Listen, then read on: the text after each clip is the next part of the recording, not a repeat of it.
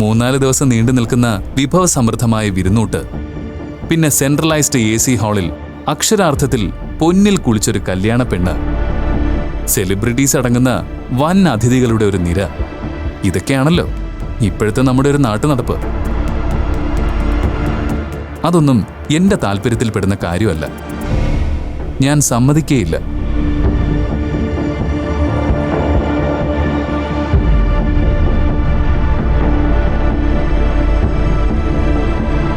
Doctor ഇങ്ങനെയൊക്കെ വാശി പിടിച്ചാലോ? ഞാൻ വാശി പിടിക്കുന്നല്ലോ മാളു. എന്റെ സ്റ്റാൻഡ് എന്താണെന്ന് വളരെ കൃത്യമായി ഞാൻ ഇതിനു മുമ്പേ പറഞ്ഞിട്ടുള്ളതാ. ആ നിലപാട് തന്നെയാ എനിക്കിപ്പോഴും. അന്നൊക്കെ തനിക്കതിന് സമ്മതമായിരുന്നല്ലോ. എനിക്കിപ്പോഴും അതിന് സമ്മതക്കുറവൊന്നുമില്ല. പിന്നെ എന്താ പ്രശ്നം? എന്റെ വീട്ടുകാരുടെ താല്പര്യങ്ങളും ഇഷ്ടങ്ങളും കൂടി കൺസിഡർ ചെയ്യണമെന്നേ ഞാൻ പറയുന്നുള്ളൂ. എടോ, ഞാനൊരു കാര്യം ചോദിക്കട്ടെ. ഞാൻ തന്നെ പ്രപ്പോസ് ചെയ്യുകയും അത് തന്നെ അക്സെപ്റ്റ് ചെയ്യുകയും ചെയ്തെന്ന് വിചാരിക്കുക. പക്ഷെ നമ്മുടെ വീട്ടുകാരുടെ സ്റ്റാൻഡ് ഇപ്പോഴുള്ളതുപോലെ അനുകൂലമല്ലെന്ന് വിചാരിക്കുക. അപ്പോ വീട്ടുകാർക്ക് ഇഷ്ടമല്ലെന്ന് പറഞ്ഞ താൻ തന്റെ ഇഷ്ടം വേണ്ടെന്ന് വയ്ക്കോ? വേണ്ടെന്ന് വയ്ക്കുമെന്നാണ് തന്റെ മറുപടിയെങ്കിൽ പിന്നെ എനിക്കൊന്നും പറയാനില്ല. വേണ്ടെന്ന് വെക്കുന്നെന്ന് ഞാൻ പറഞ്ഞില്ലല്ലോ. പക്ഷെ അവരെ അനുകൂലിച്ച സ്ഥിതിക്ക് അവർക്ക് വേണ്ടി നമ്മളൊരു കോംപ്രമൈസിന് വഴങ്ങുന്നുണ്ട്. എന്താ കുഴപ്പം? അതേ ഞാൻ ചോദിക്കുന്നുള്ളൂ.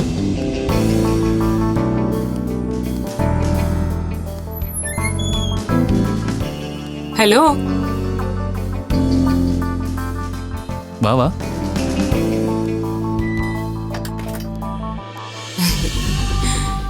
എന്താണ് രണ്ടുപേരും മുടിഞ്ഞ ചർച്ചയിലാണല്ലോ? ഇരിക്കെ. താനും കൂടെ വന്നിട്ട് തന്റെ ഒപ്പീനിയനും കൂടി എടുക്കാന്ന് കരുതി. എന്താണ് സംഭവം? ഇവളുടെ മുഖത്ത് കടന്നൽ കുത്തേറ്റതുപോലെ ഉണ്ടല്ലോ.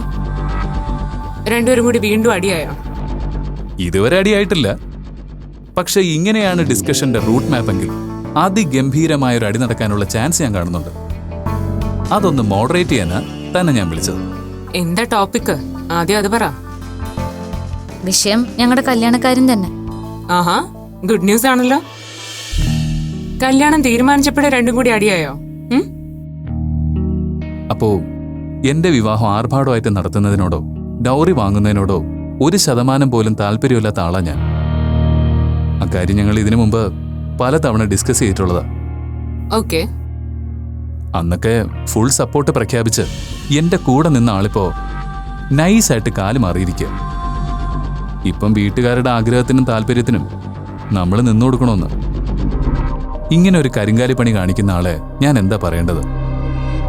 എന്തായാലും അങ്ങനൊരു കല്യാണ മാമാങ്കത്തിന് തലവെച്ചു കൊടുക്കാൻ ഞാനില്ല എന്ന് തുറന്നു പറഞ്ഞു കഴിഞ്ഞു. ഇത്രയുള്ള പ്രശ്നം? ഇക്കാര്യത്തിൽ ഞാൻ ഡോക്ടർക്ക് ഫുൾ സപ്പോർട്ടാ. നീ കണ്ണുരുട്ടണ്ട. ഡോക്ടറുടെ ഭാഗത്ത് തന്നെയാ ന്യായം. എടി, നീയൊക്കെ ഏത് നൂറ്റാണ്ടിലാ ജീവിക്കുന്നത്? മനുഷ്യന്റെ പണവും സമയവും ക്ഷമയും ഇല്ലാതാക്കുന്ന ഒരു അറുപഴഞ്ചൻ ഏർപ്പാടല്ലേ അതൊക്കെ? കള്ളക്കടം വാങ്ങിയും ആധാരം പണയം വെച്ച് ലോൺ എടുത്തും എന്ത് കാശായി നശിച്ച ഏർപ്പാടിന് പാഴാക്കി കളയുന്ന? സ്ത്രീധനം കൊടുത്തിട്ട് അത് വാങ്ങിയത് തെറ്റായി പോയെന്നും പറഞ്ഞ് അലമുറയിട്ടിട്ട് വല്ല കാര്യമുണ്ടോ? അത്രേ ഞാനും പറഞ്ഞുള്ളൂ. എന്റെ വീട്ടുകാർക്ക് അങ്ങനെ കടമെടുത്തും ലോൺ എടുത്തും കല്യാണം നടത്തേണ്ട ആവശ്യമൊന്നുമില്ല. നിന്റെ വീട്ടുകാരുടെ കാര്യമല്ല കൊച്ചെ ഞാൻ പറഞ്ഞേ. അല്ലാതെ പെൺമക്കളുടെ കല്യാണം നടത്താൻ ഓടിപ്പാഞ്ഞ് നടക്കുന്ന ഒരുപാട് പേരുണ്ട് ഇവിടെ. അവർക്കൊക്കെ ഒരു ഐ ഓപ്പണർ ആവണമെങ്കിൽ ഡോക്ടറെ പോലുള്ള ആറ്റിറ്റ്യൂഡ് വേണം. ഇപ്പൊ എന്താ നിന്റെ പ്രശ്നം? കല്യാണം ആഘോഷമായിട്ട് നടത്തണം തന്നെയാണോ? എന്താ മാളു, എന്താ നിന്റെ അഭിപ്രായം? എന്റെ അഭിപ്രായം ഞാൻ പറഞ്ഞു കഴിഞ്ഞു. ബാക്കിയൊക്കെ നിങ്ങളുടെ ഇഷ്ടം പോലെ. പക്ഷെ അപ്പോ ഡോക്ടർ പറയുന്ന പോലെ ഇതൊരു വെറും രജിസ്റ്റർ മാരേജ് ആയിട്ട് മാത്രം നടത്താൻ എന്റെ വീട്ടുകാർ സമ്മതിക്കുന്ന എനിക്ക് തോന്നുന്നില്ല. അത് സമ്മതിപ്പിച്ചെടുക്കുന്നിടത്താണ് നിന്റെ മെടുക്ക്.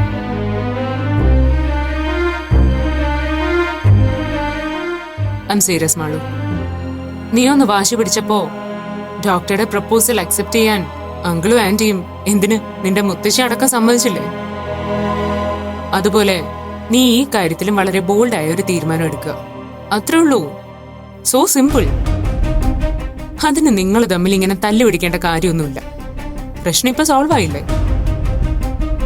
എങ്കിൽ രണ്ടുപേരും ഒന്ന് കൈ കൊടുത്തേ. കമാൺ. അപ്പോ 1-നെതിരെ 2 വോട്ടുകൾക്ക് ഡോക്ടറുടെ ആഗ്രഹം കൈയടിച്ച് പാസ്സാക്കിയിരിക്കുന്നു. ഹാപ്പി അല്ലേ? Thank you dear. എന്റെ വക ഒരു ജ്യൂസ് ആവാം. Oh sure.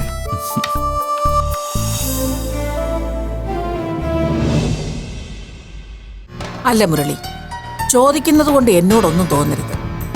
നിന്റെ മരുമോനാകാൻ പോകുന്ന ആ കൊച്ചിന് സത്യമായിട്ട് എന്തെങ്കിലും കുഴപ്പമുണ്ടോ? എന്തു കുഴപ്പം? അമ്മ എന്താ അങ്ങനെ ചോദിച്ചേ? അല്ല, തലയ്ക്ക് ഒരുമാതിരി ബോധവും വിവരമുള്ളവരൊന്നും സ്വന്തം കല്യാണത്തെക്കുറിച്ച് ഇമാതിരി ബെടക്ക് വർത്താനം പറയില്ല. അതുകൊണ്ട് ചോദിച്ചതാ. അല്ല ശ്രുതി, മാളു വന്ന് പറഞ്ഞപ്പോ നിനക്കും അത് കേട്ടിട്ട് എങ്ങനെ മിണ്ടാതിരിക്കാൻ തോന്നി? മാളുവിനോട് ജോബിൻ അങ്ങനെ ഒരു അഭിപ്രായം പറഞ്ഞെന്നല്ലേ ഉള്ളൂ അമ്മേ. അല്ലാതെ ആ കാര്യത്തിൽ ഒരു തീരുമാനമൊന്നും ആരും എടുത്തില്ലല്ലോ. അത് തന്നെയാ ഞാനും നിങ്ങളോട് പറയുന്നത്. കല്യാണം എവിടെ വെച്ച് എങ്ങനെ നടത്തണമെന്ന് തീരുമാനിക്കുന്നത് പെങ്കൊച്ചിന്റെ വീട്ടുകാരാ. ചെറുക്കം കൂട്ടരുടെ സൗകര്യം കൂടി നോക്കുന്നത് നമ്മുടെ മര്യാദ. എന്ന് വെച്ച് എല്ലാത്തിനും അവരുടെ രീതിക്കൊത്ത് തുള്ളാൻ നിൽക്കേണ്ട കാര്യമൊന്നും നമുക്കില്ല. നുള്ളേണ്ടത് മുളയിലേ നുള്ളിക്കളയണം. അമ്മ വിഷമിക്കാതെ. കല്യാണം നമ്മൾ വിചാരിച്ച പോലെ ആർഭാടമാക്കിയില്ലെങ്കിലും 4 ആള് കണ്ട കുറ്റം പറയാത്ത രീതി നടത്തണമെന്നാ എന്റെ തീരുമാനം. എന്നാലേ ആ തീരുമാനം അറിയിക്കേണ്ട രീതിയിൽ തന്നെ നമ്മൾ ടീച്ചറെ മോനെ നേരിട്ട് അറിയിക്കണം. അല്ലെങ്കിൽ എല്ലാ കാര്യവും അമ്മയും മോനും കൂടി അങ്ങ് കൈപ്പിടിയിൽ ഒതുക്കും. ഒന്നാമതേ അന്യജാതി എന്നുള്ള ബന്ധം, അതിന്റെ ക്ഷീണം ഒന്ന് മാറ്റിയെടുക്കണമെങ്കിൽ കല്യാണം ആർഭാടമായിട്ട് തന്നെ നമ്മുടെ ആചാരപ്രകാരം തന്നെ നടത്തണം. അല്ലെങ്കിൽ മോഹിച്ച് നടത്താനിരുന്ന മോളുടെ കല്യാണം വെറും ധർമ്മ കല്യാണമായി പോവും. പറഞ്ഞേക്കാം. അമ്മ പറഞ്ഞതിൽ കാര്യമുണ്ട് മുരളിയേട്ടാ. ഇതൊരു രജിസ്റ്റർ മാരേജ് മാത്രമായിട്ട് നടത്തുന്നതിനോട് എനിക്ക് താല്പര്യമില്ല. അത് ശരി. ഇതിപ്പോ നിങ്ങളുടെ പറച്ചിൽ കേട്ടാ തോന്നൂലോ എനിക്കിതിലെന്തോ താല്പര്യമുണ്ടെന്ന്. കല്യാണം കെങ്കേമമായി നടത്തണമെന്ന് നിങ്ങളെക്കാൾ ആഗ്രഹം എനിക്കുണ്ട്. ഞാനത് ആ രീതിക്ക് തന്നെ നടത്തുകയും ചെയ്യും. പിന്നെ ജോബിന് അയാളുടെ ഒരു അഭിപ്രായം പറഞ്ഞെന്ന് വെച്ച് ഇപ്പോഴേ നമ്മൾ വെറുതെ പ്രശ്നം ഉണ്ടാക്കണ്ടല്ലോ. അതുകൊണ്ടാണ് ഞാൻ മിണ്ടാതിരിക്കുന്നത്. ഏതായാലും നാളെ കഴിഞ്ഞ് ഞാൻ ജോത്സ്യരെടുത്തൊന്ന് പോകുന്നുണ്ട്. ഈ മാസം തന്നെ പറ്റിയ മുഹൂർത്തം ഉണ്ടെങ്കിൽ നോക്കിക്കാം. അതങ്ങനെ ചെറുക്കന് ഗ്രഹനിലയും ജാതകവും ഒന്നും കാണില്ലല്ലോ. ആ, കണിയാൻ തന്നെ എന്തെങ്കിലും ഒഴികഴിവ് കണ്ടോളൂ. അത് കഴിഞ്ഞാൽ വിളിക്കാനുള്ളവരെയൊക്കെ വിളിച്ചു തുടങ്ങണം. അത് ശരിയാ മുരളിയേട്ടാ. ഇനിയൊന്നും വെച്ച് താമസിപ്പിക്കണ്ട. അമ്മയായിട്ട് ആലോചിച്ച് വിളിക്കാനുള്ളവരുടെ ലിസ്റ്റ് ഞാൻ ഉടനെ തയ്യാറാക്കാം. എന്നാ പിന്നെ അമ്മ നാളെ തന്നെ പോയി മുഹൂർത്തം കുറിച്ചേക്കും. പാവം മാളുവിന്റെ കാര്യം ഓർത്ത് എനിക്ക് വിഷമം. ജോബിനങ്ങനെ പറഞ്ഞപ്പോ അവക്കാകെ സങ്കടമായി. പോരാത്തതിന് അപ്പവും കൂടെ അതിനെ സപ്പോർട്ട് ചെയ്തില്ലേ. അവളെന്തിനാ സങ്കടപ്പെടുന്നത്? അപ്പു ആരാച്ചാരും ഒന്നും അല്ലല്ലോ ഇവിടുത്തെ കാര്യങ്ങൾ തീരുമാനിക്കുന്നത്. അല്ലെങ്കിൽ അവളെന്തിനാ ബാക്കിയുള്ളവരുടെ കാര്യത്തിൽ തലയിടാനും അഭിപ്രായം എഴുന്നള്ളിക്കാനും നടക്കുന്നത്? ഗുണവധികാരം കൊണ്ട് സ്വന്തം ജീവിതം നായ കണ്ട കഞ്ഞി പോലെയായി. എന്നിട്ടും ബാക്കിയുള്ളവരുടെ ജീവിതത്തിൽ അള്ളിപ്പിടിച്ച് കിടക്കുന്നത് കാണുമ്പോഴോ എനിക്കങ്ങോട്ടും. ദേ മുരളി, ആ കൊച്ചുമായിട്ട് വലിയ കൂട്ടും ചങ്ങാത്തമൊന്നും വേണ്ടെന്ന് മാളുവിനെ ഒന്ന് പറഞ്ഞു വിലക്കിയേക്കണം. കുറെ നാൾ അടുപ്പിക്കാതിരുന്നതുകൊണ്ട് കുറച്ച് സ്വസ്ഥതയും സമാധാനവും ഒക്കെ ഉണ്ടായിരുന്നു. പിന്നെയും തുടങ്ങിയിട്ടുണ്ട് ഒരു കപ്പു പ്രേമം. മാളുവിനേക്കാളും അപ്പുമായിട്ട് ഇപ്പൊ കമ്പനി ജോബിനും ഡേസിക്കുക.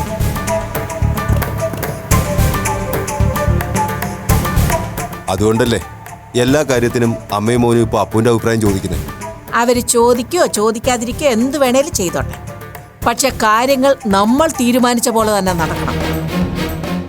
ആ, അതിന് ഞാൻ വഴി കണ്ടോളാം.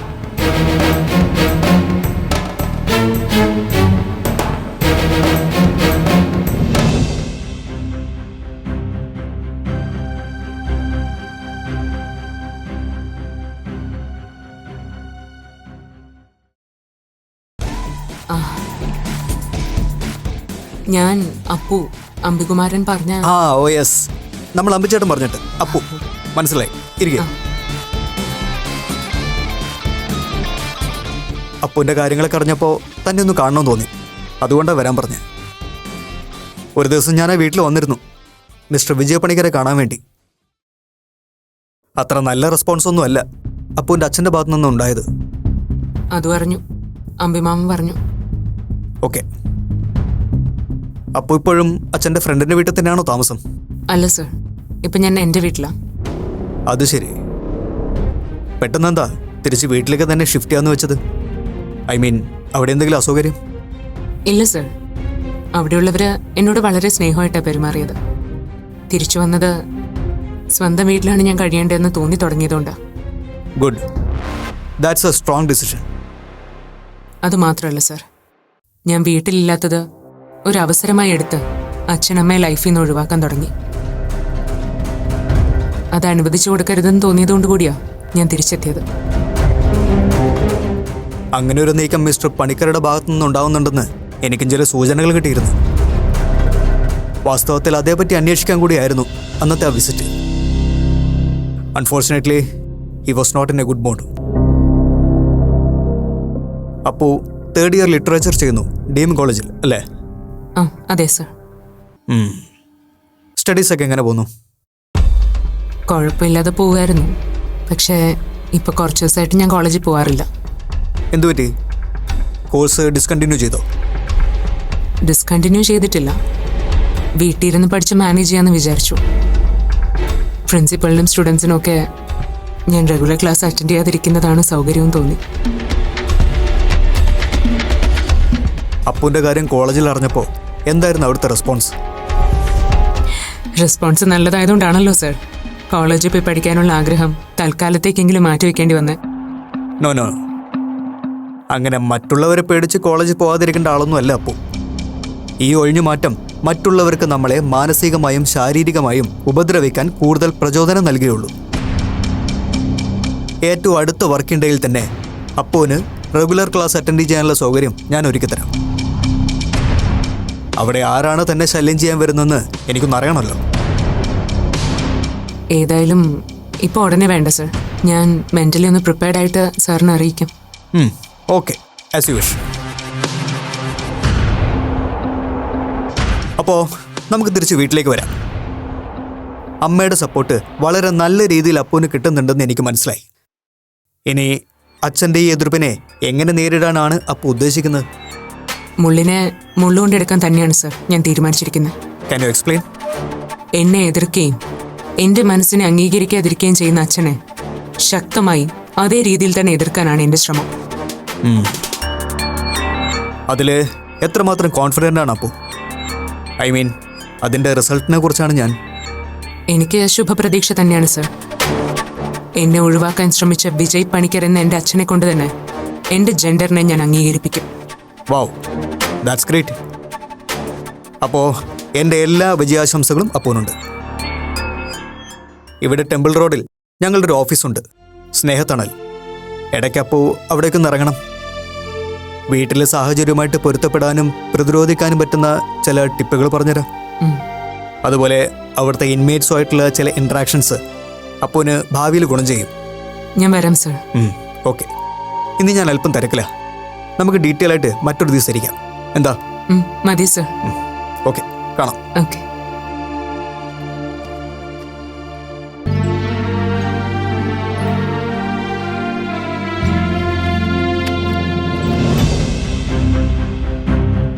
ഉണ്ടാക്കുന്ന ഭക്ഷണം ഡൈനിങ് ടേബിൾ എടുത്തു വെച്ചിട്ട് പോകണമെന്ന് എത്ര തവണ അവരോട് പറഞ്ഞാലും അവർ കേൾക്കില്ല.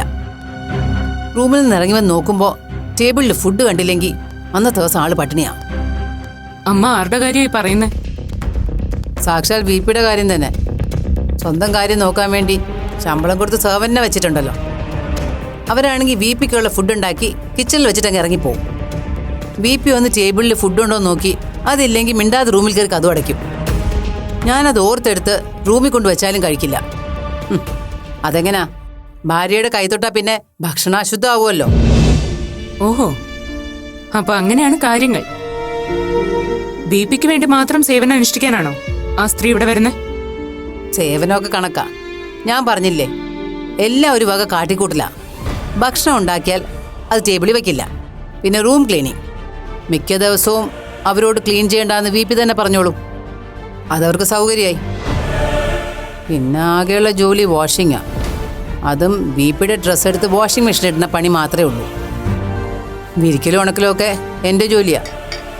വാങ്ങുന്ന ശമ്പളത്തോട് ഒരു ആത്മാർത്ഥം ഇല്ലാത്തൊരു സ്ത്രീ. അല്ലമ്മേ, ശമ്പളമൊക്കെ കൊടുത്ത് സ്പെഷ്യൽ കുക്കിനെയൊക്കെ വെച്ച് അടിച്ചു പൊളിച്ച് ജീവിക്കാൻ മാത്രമുള്ള വരുമാനമൊക്കെ വീപ്പിക്കുണ്ടോ?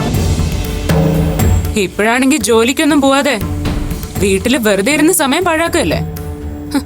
സ്വന്തം വരുമാനം അറിഞ്ഞു വേണം ചെലവാക്കാനാണെന്നൊക്കെ പറഞ്ഞ് വലിയ വാച് കൊടിച്ച് നടന്നവരൊക്കെ ഇപ്പൊ ലാവിഷ് ജീവിതമാണല്ലോ. ഇതിനും മാത്രമൊക്കെ വരുമാനം എന്താണാവോ? അല്ല, സ്പെഷ്യൽ കുക്കിനെയൊക്കെ വെച്ച് അടിച്ചു പൊളിക്കാൻ ആള് വലിയ സൂപ്പർ സ്റ്റാർ ഒന്നും അല്ലല്ലോ, വേറൊരു വാദിയാരല്ലേ. അപ്പൊ വര പറഞ്ഞു വേണം ചെലവാക്കാൻ. അപ്പൊ നീ ഒന്നും മിണ്ടായിരിക്കുന്നുണ്ടോ? ഓ പിന്നെ, ഉള്ള കാര്യം പറയുന്നേനെ ആരെയും പേടിക്കേണ്ട കാര്യമൊന്നും ഇല്ലമ്മേ. ഒരാൾക്ക് മാത്രമായിട്ട് ഒരു സെർവന്റിനൊക്കെ വെച്ച് ഇങ്ങനെ എത്ര നാള് ജീവിക്കാനാ ഭാവം? That is none of your business. എന്റെ കയ്യിലെ പണം എന്റെ ഇഷ്ടത്തിന് ചെലവാക്കാനുള്ളതാ. അതിനാരും കണക്ക് ബോധിപ്പിക്കേണ്ട ആവശ്യമൊന്നുമില്ല. കയ്യിൽ ഒരുപാട് പണം ഉണ്ടെന്ന് വെച്ചേ അങ്ങനെ തോന്നിയതുപോലെ ധൂർത്തടിച്ച് ജീവിക്കാനൊന്നും പറ്റില്ല VP സാറേ. ഇങ്ങനെ ചുമ്മാ പാഴാക്കി കളയുന്ന പണമേ ഞങ്ങൾക്ക് കൂടി അവകാശപ്പെട്ടതാ. അപ്പൊ ചിലപ്പോ കണക്ക് ബോധിപ്പിക്കേണ്ടി വന്നെന്നിരിക്കും. ഏത് വകുപ്പിലാ എന്റെ പണത്തിന്റെ കണക്ക് നിങ്ങളെ ബോധിപ്പിക്കേണ്ടി വരുന്നത്? ഭർത്താവിന്റെ സ്വത്തും പണവും അയാളുടെ ഭാര്യയ്ക്കും കുഞ്ഞുങ്ങൾക്കും അവകാശപ്പെട്ടതാണെന്ന നിയമവും വകുപ്പും ഒക്കെ നമ്മുടെ നാട്ടിൽ നിലവിലുണ്ട്. ഇടയ്ക്കൊക്കെ അതൊന്നും ഓർക്കുന്നത് നല്ലതാ, അല്ലേ അമ്മ? അപ്പൊ നീ ഒന്ന് അടങ്ങുന്നുണ്ടോ? മെയ്ഡിനെ വെച്ചതിൽ ഇവിടെ ആർക്കും ഒരു എതിർപ്പില്ല. പക്ഷെ അങ്ങനെ ഉണ്ടെങ്കിൽ അവർ ഈ വീട്ടിലെ എല്ലാ ജോലികളും എല്ലാവർക്കും വേണ്ടി ചെയ്യണം. അല്ലാതെ ഒരാൾക്ക് വേണ്ടി മാത്രം വെച്ച് വിളമ്പാൻ ശമ്പളം കൊടുത്ത ഒരാളെ വെക്കേണ്ട കാര്യമൊന്നുമില്ല. അതും കൂടി അമ്മയ്ക്കും എനിക്ക് ചെയ്യാവുന്നതല്ലേ ഉള്ളൂ. അതുകൊണ്ട് നാളെ മുതൽ ഞാൻ ആ സ്ത്രീയോട് വരണ്ടെന്ന് പറയാൻ പോവാ. അത് തീരുമാനിക്കുന്നത് നീയല്ല. എന്റെ കാര്യങ്ങൾ എങ്ങനെ വേണമെന്ന് ഞാൻ തീരുമാനിക്കും. എന്റെ കാര്യത്തിൽ എന്നോട് ചോദിക്കാതെ മറ്റു പലർക്കും തീരുമാനം എടുക്കാമെങ്കിലേ അവരുടെ തീരുമാനങ്ങളിൽ ഇടപെടാനുള്ള സ്വാതന്ത്ര്യം എനിക്കുണ്ട്. അമ്മേ, ആ സ്ത്രീയോട് ഈ കണ്ടീഷനിലാണെങ്കിൽ മാത്രം ഇനി ഇവിടെ ജോലിക്ക് വന്നാൽ മതി എന്ന് പറ. ഇല്ലെങ്കിൽ അവരോട് വരണ്ടെന്ന് പറഞ്ഞേക്ക്.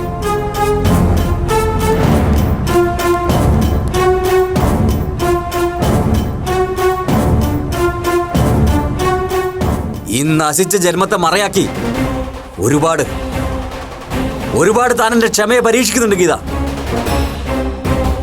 ഇനിയും ഇത് തുടരാനാണ് രണ്ടിന്റെ ഉദ്ദേശമെങ്കിൽ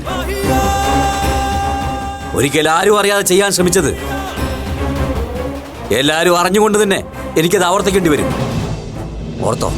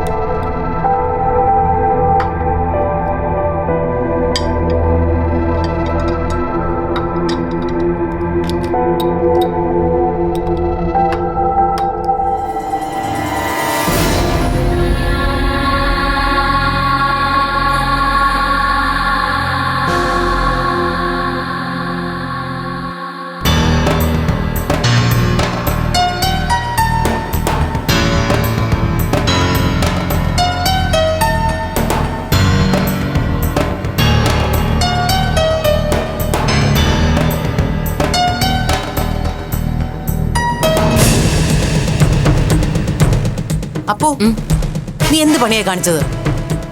എന്താ അമ്മ? എന്താ പ്രശ്നം? നീ എന്തിനാ ഫുഡ് എടുത്ത് കഴിച്ചത്? ഇത് VP ക്കുള്ളതല്ലായിരുന്നോ? ആണോ? ഞാനത് അറിഞ്ഞില്ല. അറിയാഞ്ഞിട്ടാണോ? ഞാൻ കുറച്ചു മുമ്പ് നിന്നോട് പറഞ്ഞല്ലേ ഉള്ളൂ, ഇതാ സെർവന്റ് അച്ഛനും ഉണ്ടാക്കിയ ഫുഡാണെന്ന്.